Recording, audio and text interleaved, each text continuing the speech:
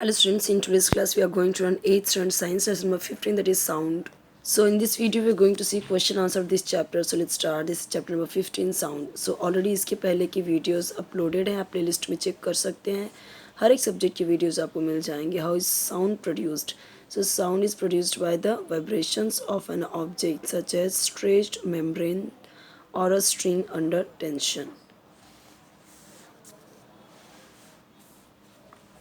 यहाँ से हमारा क्वेश्चन आंसर स्टार्ट होता है. ये आपके क्वेश्चंस हैं, अंडरलाइन में जो किए गए हैं वो आंसर हैं. फर्स्ट का आंसर्स यहाँ पे दिया गया है. जितने भी अंडरलाइन किए गए हैं वो सारे आपके आंसर्स हैं.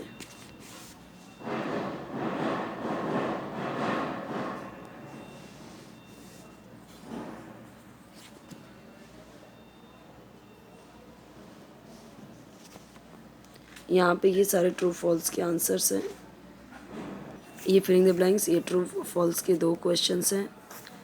तो ये आंसर्स यहाँ पे इसके जो करेक्ट ऑप्शन है वो यहाँ पे दिया हुआ है अंडरलाइन करके.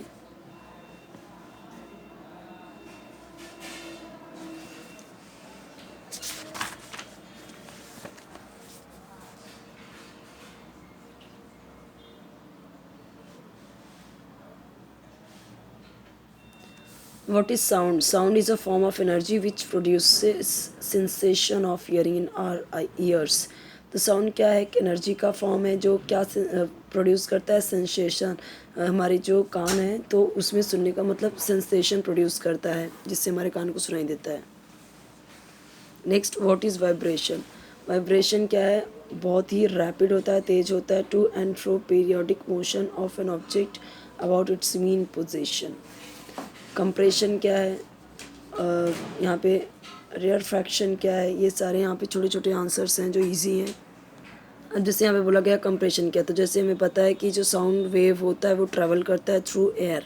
The region in which air is at tight pressure and high density is called compression. जो कि एयर कैसा है? यहाँ पे हाई प्रेशर होता है और हाई डेंसिटी होती है, ठीक है, तो उसे कंप्रेशन कहते हैं. रेयरफैक्शन क्या होता है? तो as a sound wave travels through air, air के थ्रू वो ट्रेवल करता है. The region in which air is at low pressure and low density is called rarefaction.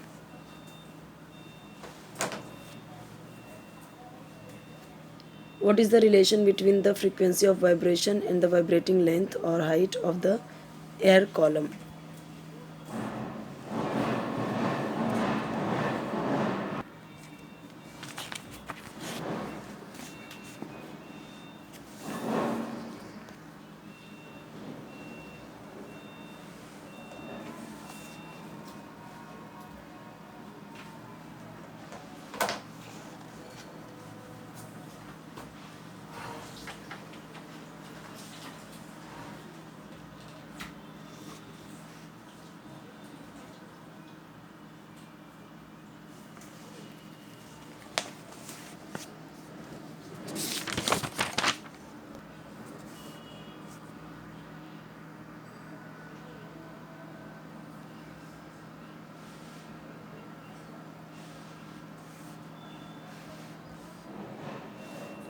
Explain the term frequency of a sound wave. तो sound travel करता है in the form of wave, और wave क्या कर सकता है? Consist of cycle of alternate compression rarefaction. हमने देखा कि रेयरफैक्शन क्या है, कंप्रेशन क्या है.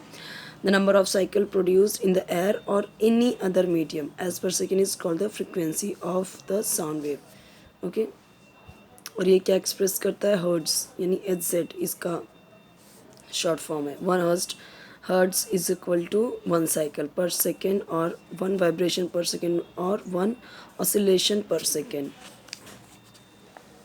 यहाँ पे देखिए पिक्चर के थ्रू आपको बताया गया है, फिगर के थ्रू.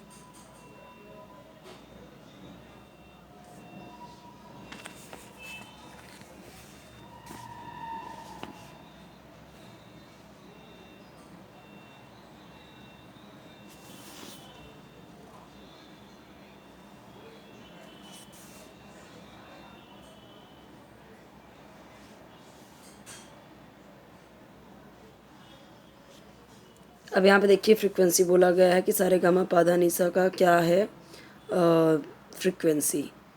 तो इन द मध्य सप्तक. तो यहाँ पे नोट देखो दिया गया है और इसकी फ्रिक्वेंसी दी गई है. सा का 256 फ्रिक्वेंसी है, हर्ट्ज़ है. रे का 280, गा का 312, फ्रिक्वेंसी में दिया गया है यहाँ पे।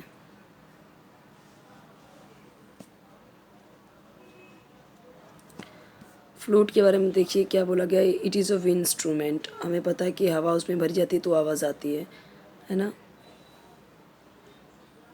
यहाँ पे दिया गया फ्लूट में 6 और 7 और 8 होल्स होते हैं जो क्या जनरेट करते हैं, sound of different frequency, sir frequency के वो साउंड जनरेट करते हैं।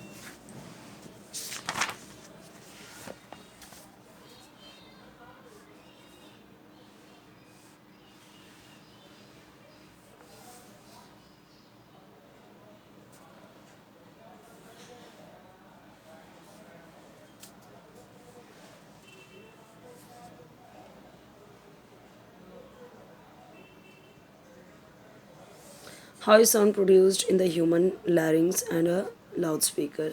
तो sound production in the human लैरिंग्स, तो हमें पता ही कैसा होता है, जो हमारी in the voice box called the larynx, यानी जो वॉइस बॉक्स होती है उसी को क्या कह रहे हैं यहाँ पे, लैरिंग्स। और ये लोकेटेड है कहाँ पे, upper end of the windpipe. Windpipe जो हमारी होती है उसके ऊपर के एकदम ऊपर में, एकदम ऊपर वाले एंड में ये लोकेटेड है। 2 वोकल कॉर्ड्स है हमारे, यानी cords are stretched across it with the narrow slit between them for the passage of air. इसका आपने पिक्चर भी देखा होगा अपने टेक्स्ट बुक में, यहाँ पे भी देखिए दिया गया है। ये रहा, कहाँ पे है देखिए, ये आपका वोकल कॉर्ड है।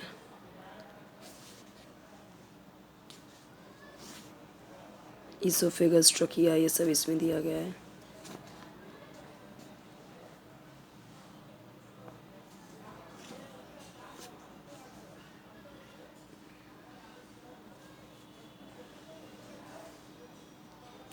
ये जो क्वेश्चन दिया गया है इसका आंसर देखिए यस।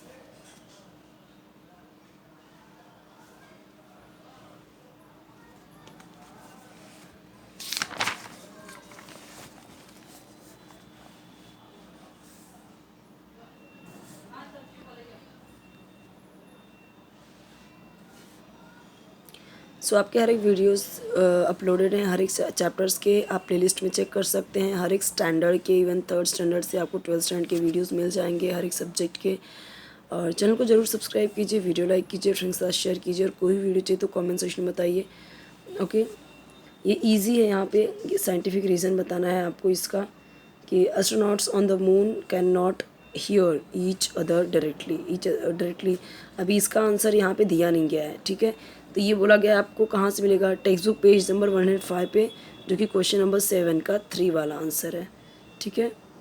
टेक्स्ट बुक पेज का 105 का ये क्वेश्चन है, और ये किस में है, क्वेश्चन नंबर 7 का 3 वाला आंसर इसका है। ये देखिए यहाँ पे दिया गया है, उसने बोला 7 का 3 ना, तो 7 का 3, तो देखिए ये आपका क्वेश्चन नंबर 7 है।